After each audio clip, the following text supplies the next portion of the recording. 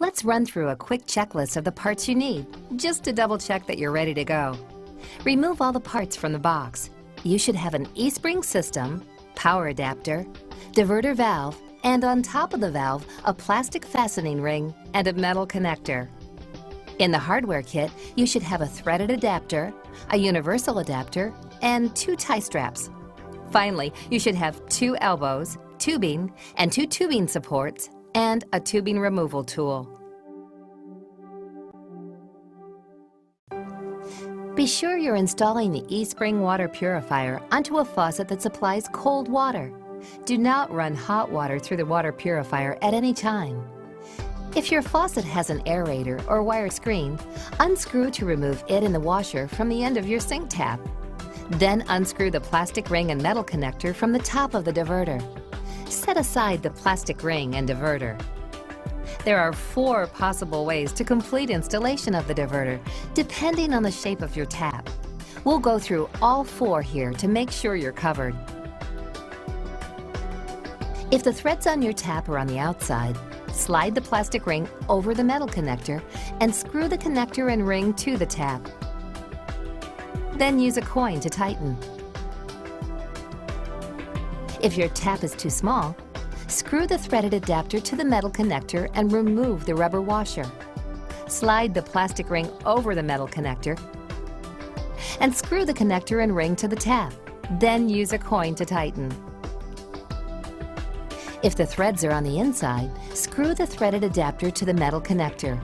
Slide the plastic ring over the metal connector and screw the connector and ring to the tap.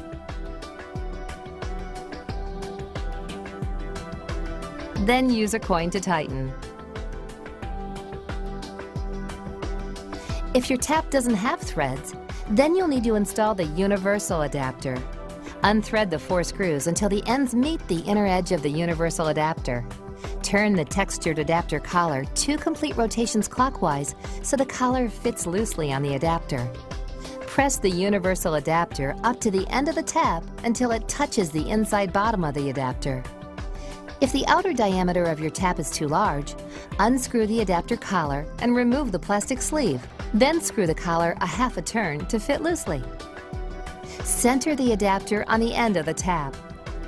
Hold and press the adapter against the end while using a screwdriver to evenly tighten the 4 screws on the side of the adapter. Once the adapter is secure, turn the collar counterclockwise until tight. Slide the plastic ring over the metal connector and screw the connector and ring to the tap. Then use a coin to tighten. Regardless of which adapter you used, press the diverter up to the tap and screw the plastic ring onto the diverter. The next step is to attach tubes to the diverter. To do this, unscrew the textured nuts from the diverter. With the threads inside the nuts facing away from the tube, push the large nut onto the large tube and the small nut onto the small tube. Simple, right? Firmly push the large tube onto the large or inside barb and the small tube onto the small or outside barb. Then hand tighten the nuts. If you'd like, use the tie straps to secure the tubing to the sink tap. There, you've got one side of the tubes connected and ready to go. Now, onto the other side. Place the unit where you'd like it on the counter, where it's close enough for the tubes to stretch from the tap to the unit and the power adapter from the unit can plug into an outlet. Now take the cover off of the unit. Then remove the clear electronic module and set aside. Not too far though, because you'll need them later. If the tubes are too long, you may use a sharp knife to shorten them by cutting the tubes at the same length where the tubes are not bonded together. The easiest way to find a spot is by gently pulling the tubes apart to find where they separate. Be sure to cut a very straight line so the ends of the tubes are flat. Okay, if you've avoided using your owner's manual up until this point, you have to break your record here. You'll need to find the tubing template in the manual. Then, lay the large and small tube on the diagram and use a pen to mark a line across each tube at the arrows. Then, push the 2 tubing inserts into their respective tubes. Insert the large and small elbow into their respective locations on the unit. You'll feel resistance, but keep inserting it until you meet the line or it's hidden from view. Now simply insert each tube into the proper elbows. Again, you'll feel resistance, but keep inserting until you meet the line or it's hidden from view. The water will flow from the diverter according to the position on the handle on the diverter. The first icon position produces a shower of untreated water. The second icon position produces a straight stream of untreated water. The third icon position produces a straight stream of eSpring treated water. Now you're ready for water to flow through the unit.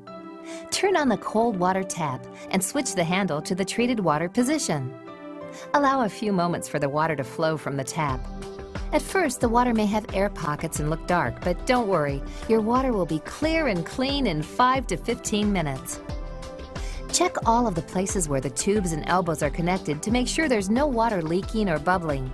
If there are leaks, refer to the troubleshooting section of your manual. Switch the diverter handle to the untreated water position, then immediately turn off the cold water tap. This is the correct way to turn off the valve every time you use the unit. Okay, we're almost done. There are just a few remaining steps, but these are the easiest ones.